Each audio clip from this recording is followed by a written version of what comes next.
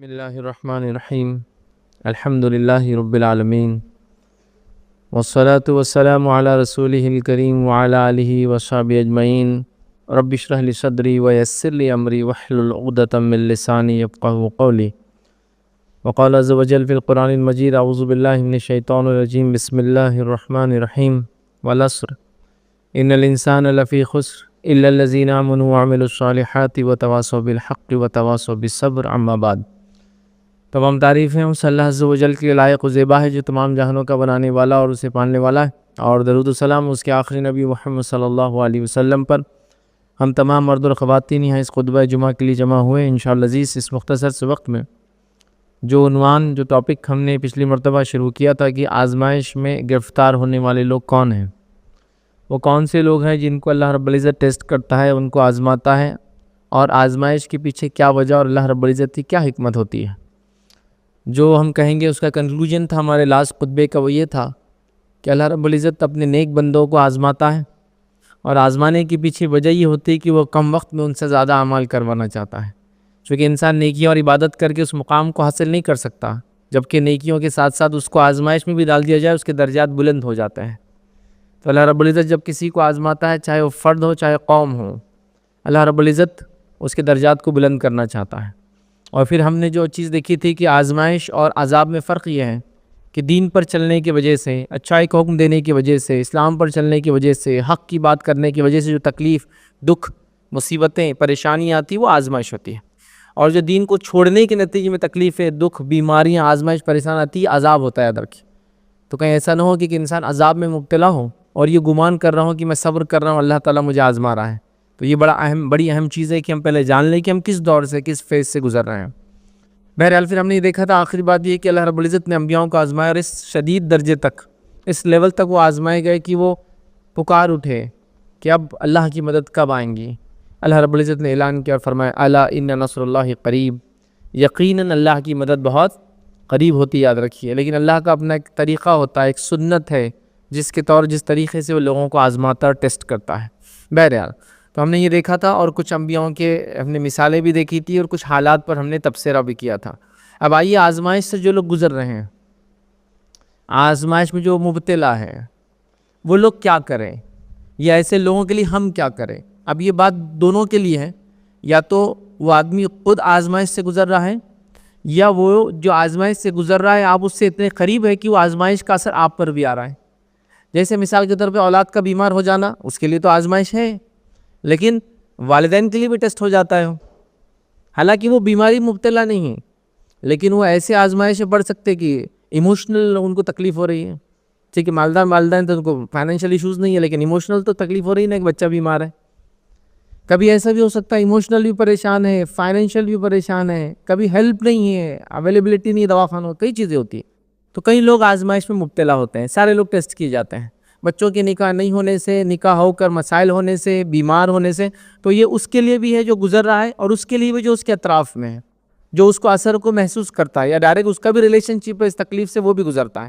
تو دونوں کے لیے پوائنٹ سیم ہے کہ اب آزمائش سے گزر رہے ہیں تو کیا کریں، یا کوئی گزر رہا ہے میں دیکھ رہا ہوں تو میں کیا کروں، وہ بھی اس کے اندر باتیں انشاءاللہ عزیز آئیں گی، اور یہ اہم چیزیں یاد رکھیں۔ تو آئیے پہلی چیز، اگر کوئی انسان آزمائش سے گزر رہا ہے، وہ ٹیسٹ سے گزر رہا ہے، اور آزمائش کیا ہوتی ہے تفصیلات ہم رکھ چکے ہیں، اس لیے اب اس کے ڈیٹیلز میں ہم نہیں جا رہے ہیں۔ تو اگر وہ ٹیسٹ سے گزر رہا ہے تو سب سے پہلی چیز یاد رکھیں جو اس کو کرنا ہے، اور اس کے ساتھ والوں کو کرنا ہے، یا اس کو تلقین کرنا ہے، اس کے ساتھ والوں نے یہ کرنا ہے، وہ ہے صبر۔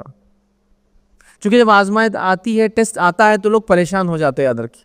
اور یقیناً یہ مختلف درجات میں جب آزمائشیں ہوتی ہے، مختلف طریقے سے انسان ٹیسٹ ہوتا ہے تو انسان ٹوٹ جاتا ہے۔ تو سب سے اہم چیز ہے، یاد رکھیے، اس کو وہاں صبر کی ضرورت ہے، اور صبر کی تلقین اس آدمی کو کی جائے جو آزمائش سے گزر رہا ہے، صبر کی تلقین اس کے اطراف کے لوگوں کو کی جائے، اور صبر کے تعلق سے لوگوں کو بتایا جائے، یاد رکھیے، بڑی اہم چیز ہے، یاد رکھیے۔ اور صبر بڑی اہم، جس کو کہتے ہیں ایک صفت ہے، جو ایک مومن، جس کو مومن کہیں گے، ایک مومنانہ ایسی صفت ہے کہ اس کے بغیر کسی مومن کا تصور نہیں، یاد رکھیے۔ علماء لکھتے ہیں دو صفتیں ایسی ہے، اتنی اہم ہے اپنے آپ میں، کہ اگر یوں کہا جائے کہ اسلام ایک پرندہ ہے اور اس کے دو پر ہیں، تو دو پر کون سے؟ وہ لکھتے ہیں ایک صبر اور ایک شکر۔ یہ دو صفتیں اتنی امپورٹنٹ کیریکٹرسٹکس ایک مومن کے، کہ اس کے بغیر ایک مومن کا تصور نہیں ہے، ایک صبر اور شکر۔ اور دونوں کی خصوصیت یہ ہے، ایک ہوتا ہے تو دوسرا ہوتا ہے، اور ایک چلا جاتا ہے دوسرا بھی چلا جاتا ہے۔ صبر ہے تو شکر بھی آتا ہے، شکر ہے تو صبر بھی ہوتا ہے، ایک نکل جائے دوسرا بھی چلا جاتا ہے، صبر نکل گیا شکر چلا گیا، شکر نکل گیا صبر بھی نکل جاتا ہے. تو یہ دو بڑی اہم صفت ہے، صبر ہر حال میں، شکر ہر حال میں. تو بہرحال صبر والی صفت یاد رکھی.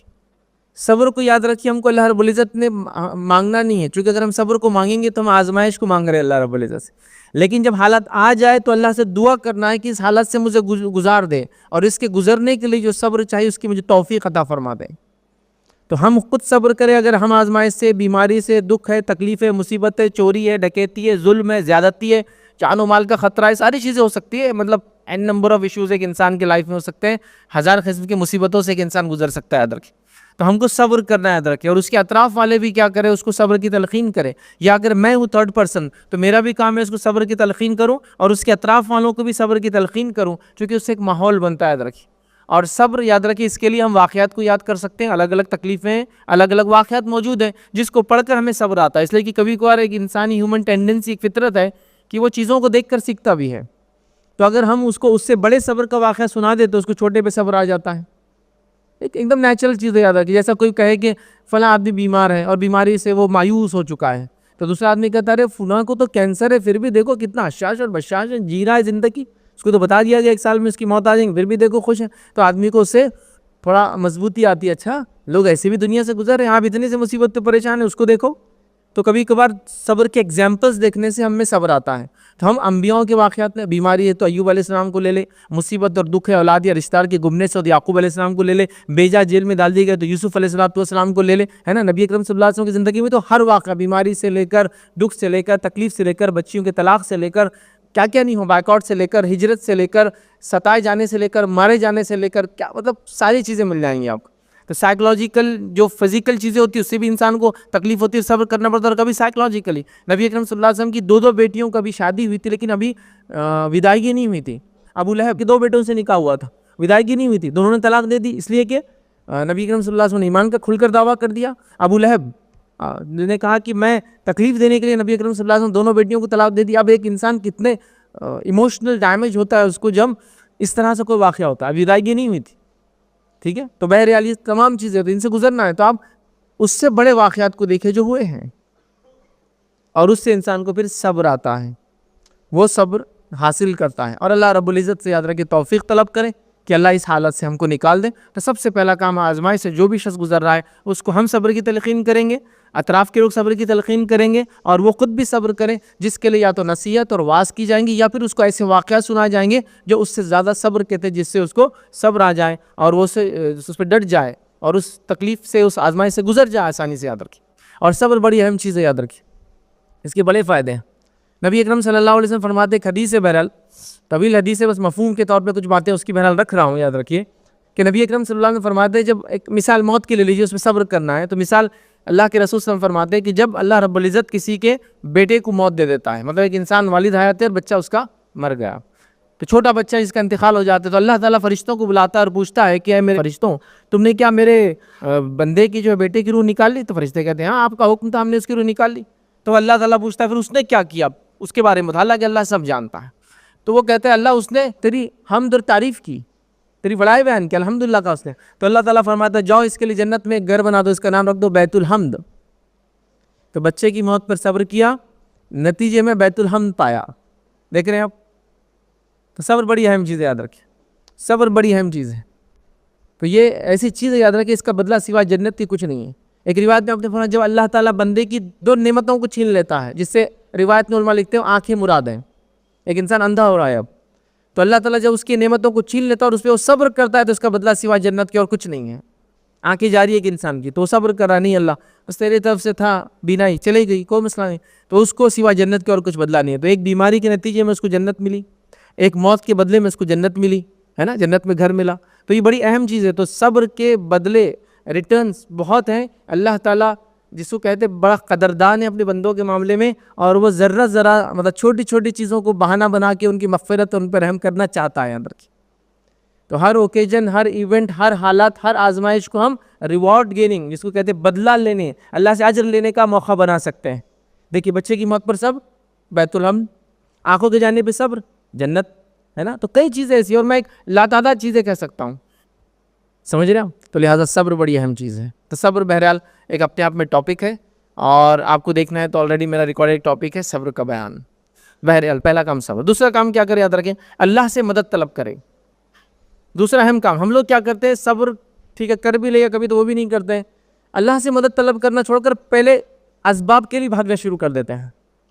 اسباب کے لیے، جیسا مثال کے طور پر ایک انسان اچانک کھڑے سے گر گیا، تو آپ کہیں اللہ کا تذکرہ کرے، ذکر کرے، اللہ اکبر، سبحان اللہ، اس کو کیا ہو چکا ہے، یا اللہ اس کے ساتھ حالت وہ کر، اور پھر بھاگے بھی.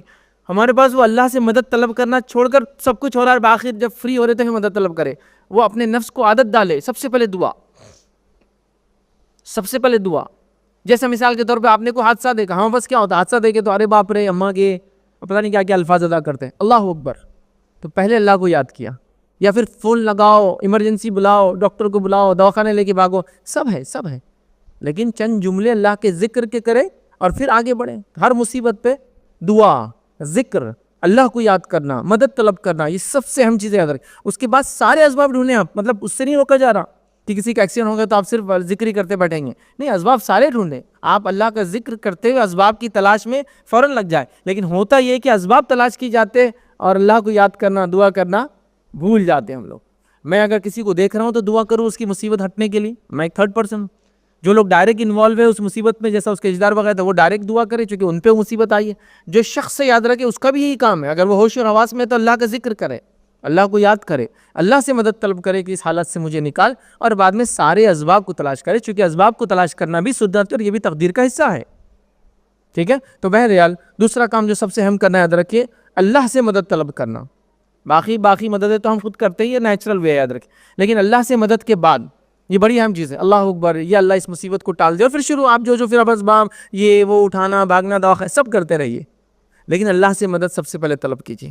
ہم لوگ کیا کرتے ہیں؟ اللہ سے مدد طلب نہیں کرتے، یاد رکھیں، چونکہ ہمارے پاس وہ تربیت، وہ ٹریننگ گھروں سے ملتی نہیں، یاد رکھیں. میں افسوس کے ساتھ کہہ رہا ہوں، ایسی کتنی ماں ہیں جو کسی دکھ اور مصیبت پہ اللہ کو یاد کرتی چلا کر، یا چیخ رہے ہیں، چلا رہے ہیں، نہیں چلا رہے ہیں، ماں کو پکار رہے ہیں، باپ کو پکار رہے ہیں، مدد کے لیے پکار رہے ہیں، رب کو نہیں پکار رہے ہیں سب سے پہلے. تو بچہ تربیت نہیں پاتا ہے ماں سے، کہ ایک ماں ہے اس کو جب دیکھتی ہے کوئی پریشانی اللہ اکبر کہتی ہے، سارے بچے اللہ اکبر کہنے والے رہیں گے، ہر دکھ مصیبت پہ یہ الفاظ پہلے نکلیں گے، پھر سارے کام کریں گے.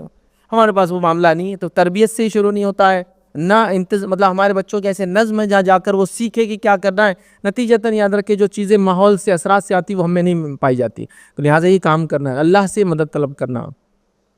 مصیبت اور آزمائش، دکھ اور تکلیف، بیماری اور ظلم اور ستم، سب میں اللہ سے مدد طلب کرنا ہے، دعا کے ذریعے، ذکر و اذکار کے ذریعے. اور اس کے بعد سارے اسباب اختیار کرنا ہے، اس سے میں نہیں روک رہا ہوں، لیکن پہلا کام کرنا ہے اللہ سے مدد طلب کرنا ہے. اور مختلف حالات میں مختلف انبیاءوں نے مختلف دعائیں کی ہیں. دعاؤں کی ایک بہترین کتاب ہے سعید بن علی بن وحف القحطانی کی حصن المسلم. ایسے حصن المسلم نام سے کئی کتابیں ہیں، لیکن یہ بڑی مستند کتاب ہے. 300 سے زیادہ دعائیں ہیں، ہر دکھ، مصیبت، تکلیف کے اندر بھی، اور ساتھ میں نماز، روزہ وغیرہ سب ہے اس کے اندر. انہوں نے سارا ڈے ٹو ڈے لائف میں جو چیزیں آتی سب کور کی، پاکٹ سائز میں آتی رکھے ہیں. اس میں انبیاؤں کی دعائیں ہیں. جب موسیٰ علیہ السلام مالداری سے نکل کر ایک مصر میں کیس شروع ہو گیا، دوڑ کر بھاگ کر جو ہے پہنچے، تو وہاں آپ نے ایک دعا کی اپنے غربت کے ہٹانے کے لیے، ہے نا، مدد کے لیے اللہ، چونکہ اب سب کچھ جا چکا تھا ان کا، تو وہاں دعا ہے. یونس علیہ السلام مچھلی کے پیٹ میں ایک مصیبت میں ہے، جانور نے نگل لیا ہے، ہاں ایک دعا کر رہے ہیں. تو آپ کو یہ دعائیں ملیں گی، انبیاؤں کی مختلف دعائیں مختلف حالات پر، تو آپ کو ساری دعائیں ملیں گی. یہ دعائیں سب سے مضبوط، سب سے جامع دعائیں، یہ وہ دعائیں جو اللہ کے سب سے محبوب بندے انبیاء نے کیے، جو اللہ رب العزت نے ان کو تربیت دی تھی. یہ دعاؤں کو چھوڑ کر بھی ہم پاس مسئلہ عجیب و غریب دعائیں ہم نے پتہ نہیں نکالی. تو مستند دعائیں، ثابت شدہ دعائیں، اور اس کے علاوہ اگر عربی نہیں آتی تو اپنی زبان میں دعائیں، کوئی مسئلہ نہیں ہے، یہ بھی کوئی مسئلہ نہیں. لیکن انسان کو عربی نہیں آتی ہے، جو دعا وہ کر سکتا ہے، دعاؤں سے معاملہ شروع کریں گا، یا اللہ ہماری مدد کر، یا اللہ اس مصیبت کو ٹال دے، یا اللہ ہمارے ساتھ آسانی کا معاملہ کر، یا اللہ اس مصیبت کو برداشت کرنے کا صبر عطا فرما، اور پھر آگے کام شروع ہو جائیں گے. تو دوسرا کام اللہ سے مدد طلب کرنا دعا اور اذکار کے ذریعے. تیسرا کام یاد رکھیں، جو آزمائش سے گزر رہا ہے اس کے لیے یاد رکھیں ڈٹ کر ہمت سے اس آزمائش کا سامنا کرنا. ڈٹ کر اور ہمت سے اس آزمائش کا سامنا کرنا یاد رکھیں. یہ بڑی اہم چیز ہے، چونکہ کبھی کبھار آزمائشیں آتی ہے، وہ ہمارا ٹیسٹ ہوتی ہے اور ہم ہمت ہار جاتے ہیں. یہ اطراف کے لوگوں کا کام ہوتا ہے. اس شخص کا بھی ظاہر سی بات ہے کوشش کرنا چاہیے ایسا کرے، لیکن کبھی انسان ٹوٹ جاتا ہے. تو ان کے اطراف کے لوگوں کا کام ہوتا ہے اس کو ہمت دلائے کہ ڈٹ کر اس مصیبت سے آپ کو گزرنا ہے، پریشان مت ہوئیے۔ دنیا میں کئی لوگ ایسی مصیبتیں آئی اور گئی، رب العزت نے مصیبت دی ہے تو وہی ٹالنے والا ہے، آپ بس صبر کیجئے، اللہ سے اجر طلب کیجئے اور حالات انشاءاللہ سے گزر جائیں گے۔ ہر مشکل کے بعد آسانی کا ایک مرحلہ اللہ لاتا ہے نا، یہ سب چیزیں ان کو کرنا ہے۔ لیکن ہمارے پاس ایسے لوگ یا وہ خود انسان یا ایسے لوگ موجود نہیں جو اس کو ہمت دلائے کہ ڈٹ کر اس مصیبت کا سامنا کرنا ہے، اسباب کو تلاش کرتے ہوئے نہیں دلایا جاتا ہے۔ ہمت توڑنے کی باتیں کی جا رہی ہیں، جہاں انسان بیمار ہے وہاں موت کے واقعے سنا جا رہے، مطلب بتا دیا جا رہا ہے کہ اب یہ جانے والے ہیں۔ ایسا نہیں ہوتا، ہمت دلانا چاہیے۔ اللہ رب العزت سے ایک آس بولتے ہیں نا اردو میں، آس رکھنا چاہیے، ایکسپیکٹیشن رکھنا چاہیے۔ یہ نہیں کہ ایکسیڈنٹ ہو تو مرنے والے، فلاں ہو تو مرنے والے، بیمار ہو تو مرنے، ایسا نہیں ہوتا ہے۔ کئی بار ہم نے دیکھا کہ ایک ول پاور ہوتا ہے، جب انسان ڈٹ جاتا ہے کسی مصیبت کے سامنے، رب العزت اس کو نکلنا آسان کر دیتا ہے۔ اس کو ہم ول پاور بولتے ہیں۔ اس کے اندر سے ایک طاقت اس نے لگا دی، ہمت نہیں ہارا، لڑ گیا بیماری سے، گزر گیا اس فیز سے، لڑ لیا اس ظلم سے، گزر گیا اس ظلم کے فیز سے، غربت کے فیز سے۔ زندگی میں ساری چیزیں ہو جاتی ہیں لیکن وہ ہمت چاہیے۔ آج کل ہم دیکھتے ہیں ہمت دلانے والے لوگ نہیں ہیں، ہمت حاصل کرنے والے لوگ نہیں ہیں۔ ذرا سی مصیبت پہ لوگ اپنی جان لے رہے ہیں۔ جان لینے کے بارے میں سوال کر رہے ہیں، کیا ایسی مصیبت میں جان لے سکتا ہوں؟ اللہ رحم کرے انسانیت پر کہ لوگوں نے ایسے قوانین بنا دیے۔ دنیا کے ایسے کئی ملک ہیں اور اللہ ہمارے ملک پہ بھی رحم کرے، یہاں ایسا قانون اب بننے جا رہا ہے، یاد رکھیں، جس میں اجازت ہوں گی کہ اگر تکلیف آپ کو زیادہ لگتی ہے تو آپ خود اپنے آپ کو ختم کر لے سکتے ہیں۔ اس کو مرسی ڈیتھ بولتے ہیں۔ دنیا کے کئی ممالک میں یہ لیگل ہے، لوگ وہاں جاتے ہیں، انجیکشن لیتے ہیں زہر کا اور مر جاتے ہیں۔ لیگل ہوتا ہے، پورا دواخانے میں جاتے ہیں، اپنی وصیت لکھ دیتے ہیں، لیٹ جاتے ہیں اور مر جاتے ہیں۔ بہت بری بات ہے، چونکہ ہمت ہار جاتے ہیں مصیبتوں سے، دکھ سے، بیماریوں سے، تکلیف سے، بڑھاپے سے، بچوں کی جو ہے نافرمانیوں سے، کچھ بھی لائف میں دیکھیے کیسے کیسے لوگ اور کیسے کیسے حالات سے گزرتے ہیں، میں نہیں جان سکتا ہوں یا بتا نہیں سکتا ہوں۔ وہ ٹوٹ جاتے ہیں، ٹوٹ کر بکھر جاتے ہیں، بکھر کر ڈپریس ہو جاتے ہیں، ڈپریس ہو کر ان کو برے برے خیالات آتے ہیں اور کبھی مرنے کی سوچتے ہیں، مار دینے کی سوچتے ہیں، وغیرہ وغیرہ وغیرہ۔ تو یاد رکھیے، یہ نہیں کرنا ہے، ہمت دلانا ہے اس کو۔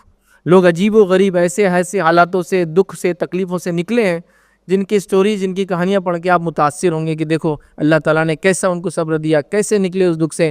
ہم نے بھی ہمت کرنا چاہیے، تو ہمت مت توڑیے لوگوں کی، حتیٰ کہ آپ کو بتا دیا جائے کہ اب کوئی چانس نہیں ہے، اس میں بھی اللہ رب العزت اچھا گمان رکھیے۔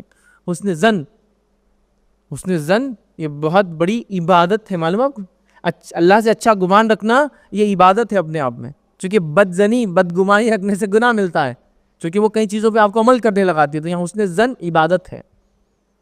اور اللہ کے رسول صلی اللہ علیہ وسلم نے فرمایا، بندہ جیسا گمان رب کے ساتھ کرتا ہے، رب اس کے گمان کے ساتھ ہوتا ہے۔ تو اس نے ظن رکھی اللہ رب العزت سے، ہر حالت سے انشاءاللہ عزیز گزر جائیں گے آپ۔ کوشش تو کیجئے، لڑیے حالات سے، اطراف والے بھی ہمت دے۔ بیماری ہے تو بیماری سے کیسے لوگ شفا یاب ہوئے اس کے واقعات سنائیں، موت کے قصے نہ سنائیں ان کو، شفا یاب کیسے ہوئے اسے سنائیں۔ اس کے بعد اگر کچھ حالات اونچ نیچ ہوتے ہیں تو یہ بھی بتایا کہ حالات اونچ نیچ ہو سکتے ہیں لیکن اس میں صبر کرنا ہے، چونکہ اس کا بدلہ جنت ہے انشاءاللہ۔ یہ ساری چیزیں یاد رکھیں، ہمت دلانے والی باتیں ہیں۔ بہرحال ہمارے پاس اس کی بڑی کمی ہے، نہ عورتیں نہ مرد ہمت دلانے کے بدلے ہمت توڑنا اور چور چور کر دینے کی بہرحال حرکتیں لوگ کرتے ہیں۔ بہرحال سمجھنے کی ضرورت ہے، تو وہ انسان بھی ہمت رکھے، اطراف والے بھی ڈٹ کر اس کو ہمت کے ساتھ اس تکلیف اور مصیبت کو اٹھانے کی جو ہے نصیحت کرے۔ چوتھی چیز یاد رکھیے، اللہ سے اس کا اجر طلب کرے۔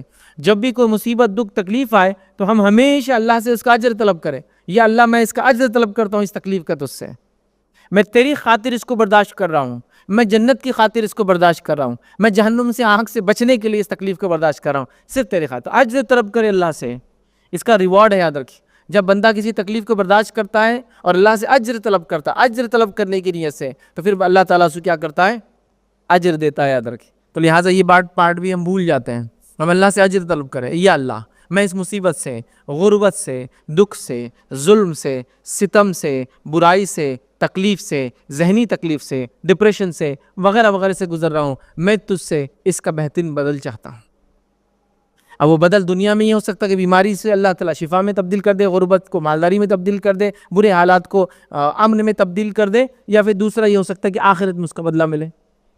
تو اجر طلب کرنا بڑی اہم چیز ہے۔ ہم لوگ اجر طلب نہیں کرتے ہیں، ہم لوگوں میں سے اکثر لوگ بدنیت نہیں ہوتے لیکن ہم بے نیت ہوتے ہیں، کوئی انٹینشن ہی نہیں ہمارا کسی کام کے پیچھے۔ نیت ہونا چاہیے، اگر ایک مباح کام کے پیچھے بھی نیت اچھی ہو جائے تو وہ بھی اجر دینا شروع کر دیتی ہے۔ کھانا پینا انسانی ضرورت ہے، مباح کام ہے، کرنا ہے، جینا ہے تو، لیکن نیت اچھی کر لے، اس کے پیچھے بھی انٹینشن کہ اللہ اس لیے کہہ رہا ہوں کہ اس سے صحت ہوں گی، اس سے عبادتیں کروں گا، لوگوں کی مدد کروں گا، اچھا جسم ہوں گا تو بہت سارے اچھے کام کروں گا، کھانا بھی آپ کا اجر دینا شروع کر دیں گے آپ کو.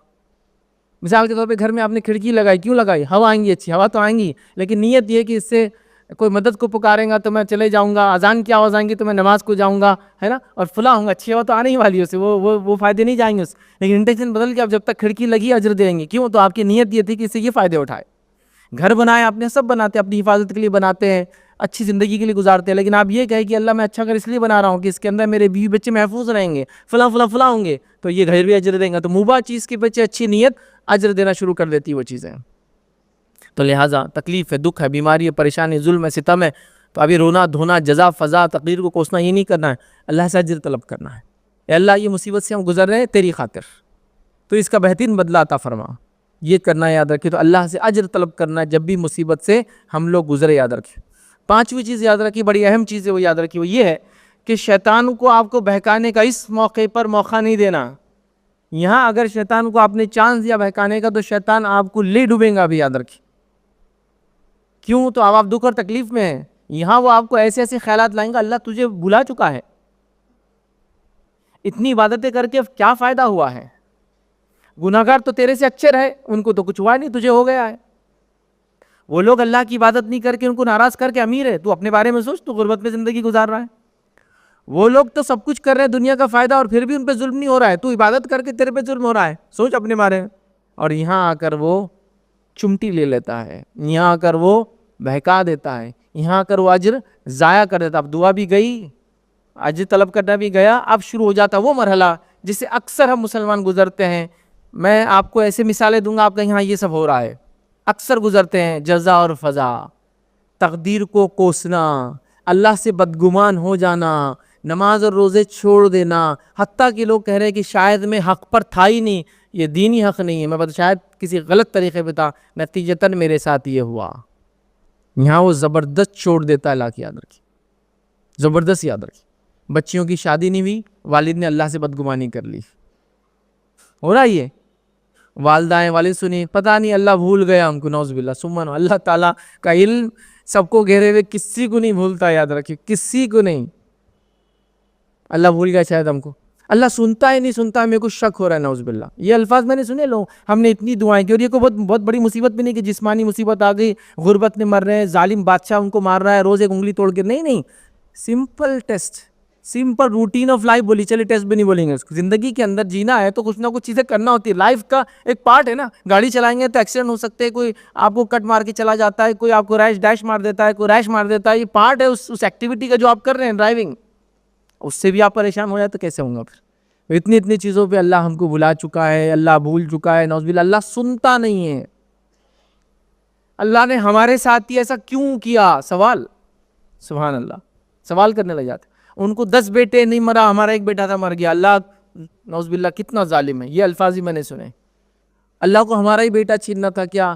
ہم اتنے غریب ہیں, پریشان حال ہے, پورے شہر میں پورے بستی میں مالدار لوگ ہیں, کسی گھر چوری نہیں ہوئی, ہمارے گھر ہی چوری ہو گئی. یہ کیسا اللہ کا فیصلہ ہے, انصاف ہے؟ سمجھ رہے آپ؟ اب اللہ کے عدل پر, انصاف پر, اس کی بادشاہت پر, اس کے سمیع ہونے پر, اس کے بصیر ہونے پر, اس کے خبیر ہونے پر سوالات اٹھا رہے ہیں آپ ایک کے بعد ایک. جزا فضا کر رہے ہیں, تقدیر کو کوس رہے ہیں, قسمت میں ایسا کیوں تھا ہمارے, ہم نے تو اتنی نیکی کی, اب ہم فلانی کریں گے, یہ چھوڑ دیں گے, وہ چھوڑ دیں گے, اب تک میں یہ کرتا تھا اب نہیں کروں گا. ایک مصیبت آئی اور لائف چینج ہو کر اچھا مسلمان بننے کے بدلے ایک مصیبت آئی, علم نہیں تھا, لائف چینج ہو کے ایک سسوئیں گے بدتر مسلمان بن گیا, یا ایک بدتر انسان بن گیا, مسلمان بھی نہیں رہا. یہ ہو رہا ہے, یاد رکھیں, یہ ہو رہا ہے. تو شیطان ایسے موقع پر آ کر اٹیک کریں گا. اسی لیے ایسے ٹائم پر وہ جو میرا تیسرا تھا نا, ہمت دلانا جو پوائنٹ تھا, وہ بڑا امپورٹنٹ ہے سب کے لیے, اس کے خود کے لیے بھی اور آس پاس والوں کے لیے بھی. ہمت دلاؤ.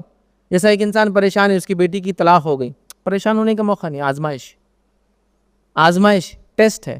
اللہ سے بدگمان ہونے کا موقع نہیں ہے, اچھا گمان رکھنے کا موقع ہے کہ یہ اس کی زندگی میں بہتر نہیں تھا, اللہ کچھ اور اچھا لائیں گا انشاءاللہ. تھوڑے دن انتظار کرے, حالات ایسے بدل جاتے ہیں کہ انسان کہتا ہے کہ کیا میں بول رہا تھا اور کیا الحمدللہ ہوا میرے ساتھ. یہ ہوتا ہے, یاد رکھیں. تو انسان ہے ہی تھوڑا جلد باز, ناشکرہ, یاد رکھیں. ٹھیک, اس چیز کو سمجھنا ہے, یاد رکھیں. جلد بازی, ناشکراپن ہمارے مزاج کے اندر ہے, لیکن ہم کو اس کو دبانا ہے, رب العزت کے ساتھ بدگمانی نہیں کرنا ہے، خاص طور سے شیطان کے بہکاوے میں بالکل بھی ایسے مواقعوں پر نہیں آنا ہے. اس بات کو آپ یاد رکھ لیں. تو شیطان آئیں گا، بہکائیں گا، بولیں گا تمہارے ساتھ کیوں ہوا، دیکھو تم حق پر نہیں تھے، فلاں تھے، وہ دیکھو کامیاب ہو گیا، مالدار ہو گیا، صحت مند ہے، اور تم دیکھو ایمان والے ہو کہ ایسا نہیں، کافر کامیاب ہو رہے، تم ناکام ہو رہے ہو، فلاں ہو رہے، تم ایسے ہو رہے، وہ بے دین تھا وہ کامیاب رہا، تم بادین ہو کر بھی دیکھو تمہارے ساتھ یہ ہوا. ایسے ٹائم پہ اعوذ باللہ من الشیطان الرجیم پڑھ کے اس کو دھتکاریے ملعون کو، اور صبر، اس کے بعد مدد طلب کرنا، اور وہ پانی جو اوپر سے آ رہے پھر سے اس پہ شروع ہو جائیے. اور آس پاس والوں کا ایک اہم رول ہوتا ہے ایسے موقع پر مدد کرنے میں، ڈھارس دینا بولتے ہیں عام زبان میں، سپورٹ کرنا، موٹیویٹ کرنا جس کو کہتے ہیں. یہ ضروری کام یاد رکھیں. تو شیطان کو ایسے ٹائم پہ اس کے بہکاوے میں نہ آئے. اس کے ساتھ ساتھ جو کام کرنا یاد رکھیں چھٹا وہ یہ ہے، آئی ہوئی آزمائش اور مصیبت کو ہٹانے کی پوری کوشش کرنا ہے. یہ امپورٹنٹ پوائنٹ ہے. کیسے؟ ہم کو ایسا لگنے لگا کہ آزمائش تو اللہ کی طرف سے ہے تو اس کو ہٹانا نہیں چاہیے، میں بیمار ہوں تو کنٹینیو کرتا ہوں اس بیماری کو، اللہ کی طرف سے نہیں، یہ سنت نہیں ہے. آئی ہوئی آزمائش اللہ کی طرف سے، ہٹانا یہ سنت ہے. اس کو ہٹانے کی پوری کوشش کیجیے. بیماری ہے تو علاج کروائیے، ظلم ہے تو ظالم کے خلاف بات کیجیے، جو بھی طریقہ ہو سکتا ظلم ہٹانے کا وہ کیجیے، غربت ہے تو کمانے کی حلال روزی کی کوشش کیجیے. آپ سمجھ رہے ہیں؟ تو آپ کو اس کو ہٹانا ہے. مصیبت ہے تو کچھ لوگ یہ سمجھتے ہیں، جو فلاسفرز ہوتے ہیں، فلسفیہ خیال رکھتے ہیں، وہ یہ کہتے ہیں کہ اب اللہ کی طرف سے آزمائش ہے نا تو پھر اس کو انڈیور کرنا، گزرتے رہنا، مطلب اس کو ہٹنے نہیں دینا. بیماری ہے تو بیماری کنٹینیو ہونے دو، چلو اس سے چونکہ ہم ٹیسٹ سے گزر نہیں، بے وجہ ٹیسٹ سے نہیں گزرنا ہے. مصیبت کو ہٹانے کی پوری کوشش کرنا. انبیاء کی زندگی دیکھیے آپ، ان پہ مصیبتیں آئی، انہوں نے اللہ سے مدد طلب کی، دعائیں کی، اس کو برداشت کیا، لیکن ہمیشہ کنٹینیوس سے ہٹانے کی کوشش کی. تو اس کو ہٹانا بھی ہے. یہ نہیں سمجھنا ہے کہ ابھی اللہ کی طرف سے تو اس کو میں گزارتا رہوں، ایسا ہٹانے کی پوری کوشش. بیماری ہے تو علاج کے ذریعے، غربت ہے تو محنت کر کے حلال روزی کے ذریعے، اسی طرح مصیبت اور دکھ میں تو جو طریقے ہو سکتے ہیں مصیبت دکھ ہٹانے کے، اس کے ذریعے، ظلم کے تحت ہے تو ظلم کو ہٹانے کے ذریعے، ظالم ہے تو ظالم، جو بھی ہو سکتا ہے. ٹھیک ہے، یہ کوشش کرنا ہے. ورنہ غلط فہمی آ جاتی ہے کہ نہیں اب آپ نے سمجھا دی اللہ کی طرف سے آزمائش ہے تو میں تو خامخواہ آزمائشوں سے گزروں گا. نہیں، ہٹانا ہے. یہ تمام انبیاءوں کی سنت رہی ہے. کسی نے بھی یہ نہیں کہا کہ ہم کو اس سے گزرنا ہے. کسی انبیاء نے مصیبت مانگی نہیں اپنے لیے، یاد رکھی. جو دی گئی اس کو برداشت کیا، صبر کے ساتھ گزرے، شکر ادا کیا اللہ تعالیٰ کا، مصیبت کو ہٹانے کی مکمل کوشش کی. اور اس کی کئی مثالیں آپ کو قرآن کے اندر مل سکتی ہے کہ موسیٰ علیہ السلام ندی کے کنارے آ گئے، بنی اسرائیل پیچھے کھڑی ہے، سامنے پیچھے سے فرعون بھی آ رہا ہے، آگے سمندر، اب کیا کریں گے، مصیبت ہے. اللہ سے دعا کی، اللہ نے حکم دیا، آسا مارا، سمندر 2 حصوں میں تبدیل ہو گیا. یہ نہیں کہ اب ہمت ہار کے بیٹھ گئے، مصیبت ہٹانے کی پوری، یہ نہیں کہ اب تو سمندر، اب کیا کر سکتے ہیں، میاں دعا کرو، اللہ نے معجزہ دکھایا، سمندر کو 2 حصوں میں کر دیا. ٹھیک ہے. تو لہٰذا مصیبت اور دکھ اور تکلیف کو ہٹانے کی مکمل کوشش کرنا ہے. یہ اس کا ہرگز معنی نہیں ہے کہ آزمائش اللہ کی طرف سے تو اس کو گزارتے رہو اور یا مانگے اس کو. ٹھیک، تو یہ کام کرنا ہے. اسی طرح جو اگلا کام 7واں کام کرنا ہے وہ یاد رکھیے، آزمائش کے ہٹنے کے بعد اللہ کا شکر ادا کرنا ہے. آزمائش کے ہٹنے کے بعد اللہ کا شکر ادا کرنا ہے. ہمارے پاس آزمائش ایک بار ہٹ گئی تو آزمائش چالو ہوئی تو آپ دیکھ رہے چہرہ بدل گیا. آزمائش بڑھتی گئی تو عبادتیں بڑھتی گئی. آزمائش چوٹی کو پہنچ گئی تو انسان بھی عبادتوں میں چوٹی کو پہنچ گیا. آزمائش ہٹنے لگی، انسان کے چہرے سے لے کر، اذکار سے لے کر عبادتیں گھٹنے لگی. آزمائش ہٹ گئی، ہم بھی عبادتوں سے ہٹ گئے. اب اگلی بار کب یاد کریں گے؟ پھر آزمائش جب جائیں گے انشاءاللہ. یہ حالت ہے ہماری. آزمائش آئی تھی سبق دینے، آزمائش آئی تھی ایک لیسن دینے، وہ نصیحت کو حاصل کر کے لائف چینج کرنا تھی. یہاں ہم نے صرف اس فیس کے لیے لائف کو چینج کیا. جب وہ آئی، جب زندگی تبدیل، جب وہ چلے گی پھر زندگی جیسی تھی ویسی کر لی. بہت بری بات. پھر اللہ رب العزت یاد رکھیے، یہ تو ایک طرح سے دیکھیں گے اگر کسی نے اس آزمائش سے ایسے گزرا اور ایسے تبدیل کر لی تو گویا یہ آزمائش اس کے لیے فائدہ مند ثابت نہیں ہوئی. اب وہ عذاب کے لیے انتظار کرے. پھر اب اس نے سیکھا کچھ بھی نہیں، اس آزمائش سے کہاں سیکھا، اس نے کچھ بھی نہیں سیکھا. تو لہٰذا آزمائش کے جانے کے بعد یاد رکھیے اس کا اللہ کا شکر ادا کرے. جو اس کا معنی یہ ہوا کہ اپنے زندگی کو اب بدل لیں اور ایک اچھا مومن، ایک اچھا مسلم بن کے زندگی گزارنے کی کوشش کرے. یہ بے حد ضروری ہے. ہمارے پاس آزمائش کی گزرتی ہی ساری چیزیں ختم. جیسا بچی کا نکاح نہیں ہو رہا ہے، تہجد بھی چالو والدین کی، ایک بار اللہ نے وہ معاملہ نپٹا دیا تو فرض بھی غائب، چونکہ ہو گیا نا، مصیبت ختم ہو گئی. بیماری آ گئی تو پھر نمازوں میں، اذکار میں، منتوں میں، مرادوں میں سب ہو رہی، اللہ کے لیے پورا کرنے کی کوشش کر رہے ہیں.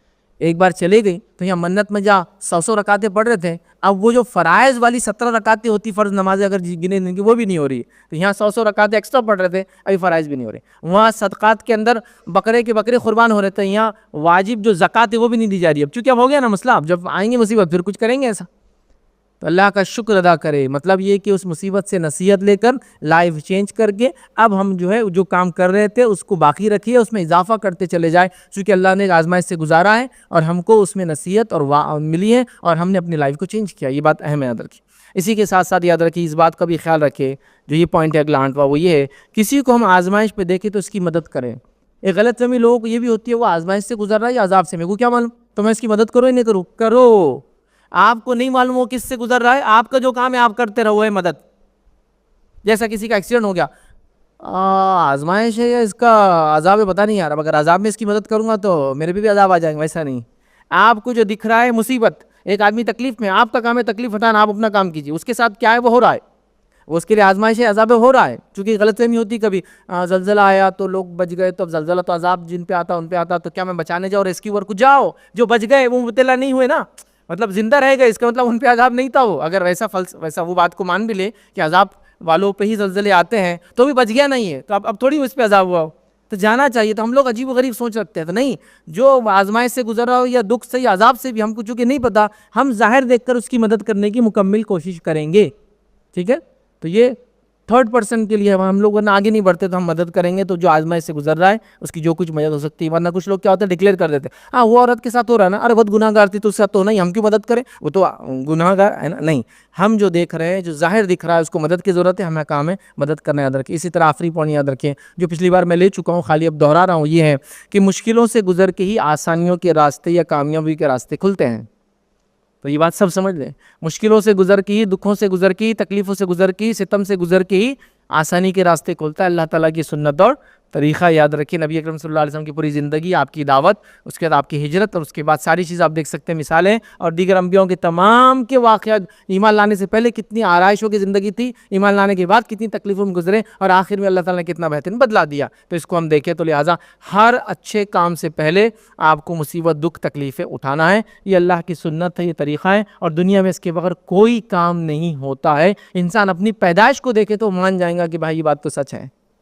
اس کی پیدائش دیکھے کتنی مشکل میں ہوتی ہے, اس کے پیدائش دیکھے اس کی ماں کو کتنی تکلیف دے کر ہوتی ہے, اس کی پیدائش دیکھے اس کے باپ کے لیے کتنی مصیبت ہوتی ہے نا, لیکن اس کے بعد دیکھیے تو ہر چیز ایسی ہوتی ہے, اس کی شروعات تکلیف سے ہوتی ہے, آزمائشوں سے ہوتی ہے, اور اس کے بعد بہترین بدلہ ملتا ہے. تو اللہ کا طریقہ اور یہ سنت ہے, اس چیز کو ہم ذہن میں رکھیں. یہ چند باتیں تھیں جو میں نے مناسب سمجھی آپ تمام کے سامنے. ہم نے پہلے دیکھا آزمائش سے کون گزرتا ہے, اور آج کے اس لیکچر میں یا اس جمعہ کے خطبے میں ہم نے دیکھا کہ آزمائشوں سے گزر رہے ہیں تو کیا اعمال ہے جو مجھے اور آپ کو آزمائشوں سے گزرتے وقت کرنا ہے. یہ چند باتیں جو مناسب تھی میں نے آپ کے سامنے رکھی. اللہ رب العزت سے دعا کرتا ہوں کہ اللہ رب العزت جو کچھ مصیبتیں اور تکلیفوں سے لوگ دنیا میں جو گزر رہے ہیں ان تمام کی جو مدد کرے. اللہ رب العزت ہم تمام کو دکھ, تکلیف اور مصیبت اور آزمائشوں میں صبر عطا کرے. اللہ رب العزت ایسے لوگ جو دنیا میں ایسے چیزوں سے, اس حالات سے گزر رہے ہیں, اللہ تعالیٰ ان تمام کی جو مدد کرے. اللہ سبحانہ تعالیٰ ہمیں صبر کے ساتھ, تحمل کے ساتھ, ہمت کے ساتھ آزمائشوں سے گزرنے کی توفیق عطا فرمائیں. آخری بہرحال ایک بات رہ گئی تھی جو ضروری میں سمجھتا ہوں, یہ ہے کہ آزمائشوں کو مانگنا نہیں چاہیے. امپورٹنٹ پوائنٹ تھا, میں بھول گیا تھا, مانگنا نہیں چاہیے. یہ بڑی اہم چیز ہے. نبی اکرم صلی اللہ علیہ وسلم کا زمانہ تھا, ایک صحابی کو شدید بخار آ گیا اور بخار میں کپ کپا رہے تھے. نبی اکرم صلی اللہ علیہ وسلم کو بتایا کہ آپ ان کے پاس گئے, آپ نے جا کے پوچھا کیا ہوا تیرے ساتھ, تو نے کوئی دعا مانگی تھی ابھی؟ تو ہاں میں نے ایک دعا مانگی تھی. کیا دعا مانگی تھی؟ تو کہا میں نے اللہ سے یہ دعا مانگی تھی, اللہ میں نے جتنے گناہ دنیا میں کیے تھے مجھے یہیں اس کا بدلہ دے دے, مطلب مجھے عذاب دے دے اس کا. تو اللہ کے رسول نے فرمایا ایسی دعا نہیں مانگتے, جب دعا مانگنا تو یہ مانگو, ربنا آتینا فی الدنیا حسنۃ وفی الآخرۃ حسنۃ وقنا عذاب النار. اے اللہ میرے لیے دنیا بھی اچھی کر, میری آخرت بھی اچھی کر, اور مجھے آنکھ کے عذاب سے بچا. یہ نہیں کہ انسان مانگے. تو لہٰذا مانگ کر مصیبت لینا نہیں چاہیے. گناہ ہوئے بھی ہے تو اللہ سے توبہ کرے, مصیبت مانگ کے اس کا بدلہ نہ لے. جیسے اس صحابی نے کیا کہہ دیا تھا, بدلہ مجھے ہی دے دو, نہیں, اللہ سے توبہ کرے, توبہ کے ذریعے اللہ گناہ معاف کر دیتا ہے. گویا آپ کو ٹیسٹ سے گزرنے کی ضرورت نہیں ہوتی, تو مانگ کر بہرحال نہیں لینا چاہیے. السلام علیکم ورحمۃ اللہ وبرکاتہ. ناظرین اکرام, اسلامک ٹی وی اس چینل کو ابھی تک جنہوں نے سبسکرائب نہیں کیا ہے, برائے مہربانی اس چینل کو سبسکرائب ضرور کریں, اور ہر دن کی اپڈیٹ کے لیے اس کے ساتھ ہی ایک بیل, ایک گھنٹی کا نشان آئے گا, اسے آپ ضرور پریس کریں اور اسے دبا کر آپ ہمارے ساتھ تعاون فرمائیں. جزاک اللہ خیر. السلام علیکم ورحمۃ اللہ وبرکاتہ.